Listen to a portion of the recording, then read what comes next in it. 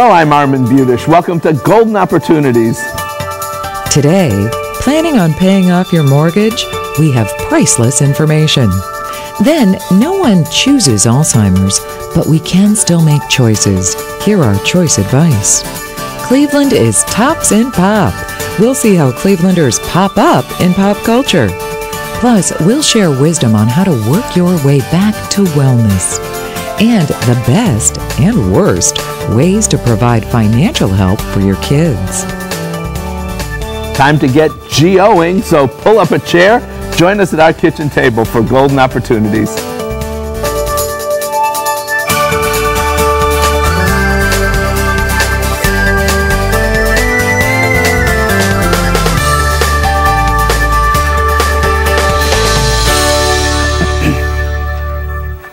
Remember when folks had parties to celebrate paying off the mortgage? Maybe you're thinking that's a celebration you'd like to have. Before you send out the invitations, we've invited Jim Lineweaver to tell us whether mortgage payoffs are truly an inviting idea today. Jim's a certified financial planner with the Lineweaver Financial Group. Thanks for joining us, Jim. My pleasure. All right, so savings accounts are earning nothing. CDs about nothing. Retirement funds have dropped in many cases. So wouldn't it be better if we pulled our money and just paid off the mortgage? Not always. I know you want to get out there and paint the door red, but it doesn't always make the most sense. What ends up happening is that everybody's situation is different, and you got to look at how much that may pigeonhole you into a situation that you may not be able to get out of, or, you know, depending on if you have other credit card debt and things along that nature, you got to really look at the big picture. Are there places to put our money that are better than paying off the mortgage? There is. There's some very good income and dividend producing things out there that can get you in the 4 or 5% range. Really? Yeah. Safely? And relatively safe. I mean, you can even get 3.5% in a straight fixed annuity with no fees or expenses right now.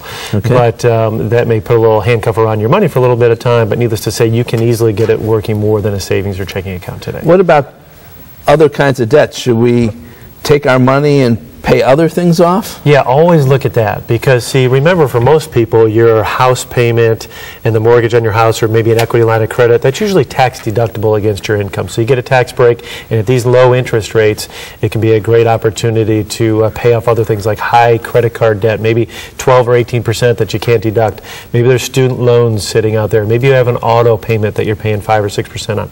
Look at those things that are not deductible first before you just slap something down on your mortgage. What about, you know, the old, we should, before we pay off our mortgage, maybe we should take a big pot of money and just put it in savings, not so much to earn money for us, but to be there in case of a disaster, in case of an illness or a layoff from work or something like that. How does that still make sense, and how much should we be putting aside? That's huge, because a lot of people don't realize if they dump a lot of money into their house and they get laid off, they can't necessarily go get that back out. You used to be able to, You much could. easier. Oh, so flexible, it was ridiculous, and that's why we got into some of the problems that we have today. But what happens is now is, that's why I caution people, you want to have about 3 to 6 months of after-tax reserves, of what you'd spend on a monthly basis, set aside so you don't get into a jam. And you used to be able to use an equity line of credit for that. Right. And say, hey, I don't need to keep something in savings, and I could have it in the equity line. But don't forget, in this last pinch back in 2008, a lot of companies pulled back in those equity line of credits, and they became no longer available. So have a balance. Life is all about balances. Make sure you keep about 3 months in reserves. Now, the rules you've just given us, rules of thumb, are really helpful.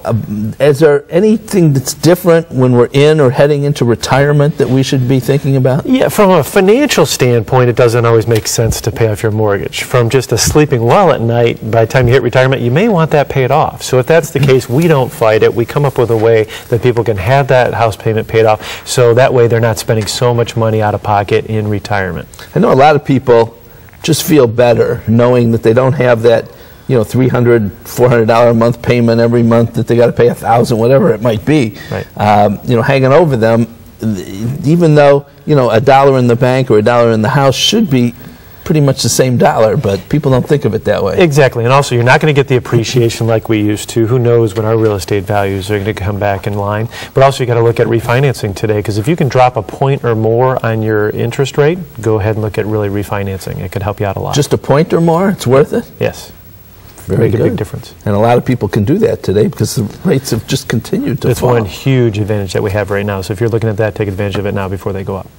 Thank you, Jim. Good advice. My pleasure. Before you plan your mortgage burning party, first make sure you're not burning any financial bridges. Follow Jim's advice to make sure you don't mortgage your financial security in retirement. We'll be back. Find out more by calling the Lineweaver Financial Group at 1-888-313-4009 or visit www.lineweaver.net. Next, why being choosy is a good choice for Alzheimer's patients.